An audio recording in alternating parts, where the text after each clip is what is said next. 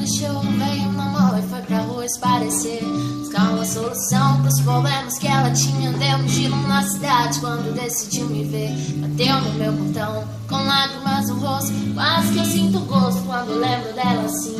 Me abraçou apertado, num gesto desesperado, saudade muito, ela se entregou pra mim. Disse que não tá bem, fez meu olho brilhar, dizendo que tá tenso em casa, que os problemas são demais, capaz de se jogar no mundão sem noção nenhuma no que pensa ou faz. Eu disse então, meu bem, você sabe que eu sempre te quis, que bom que veio me procurar. Se quiser desabafar, fique à vontade, mas com toda essa saudade eu nem vou te deixar falar.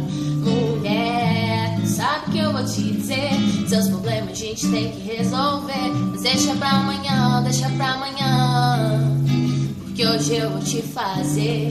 Mulher, tu sabe que eu vou te dizer, seus problemas a gente tem que resolver, mas deixa pra amanhã, deixa pra amanhã, porque hoje eu vou te fazer.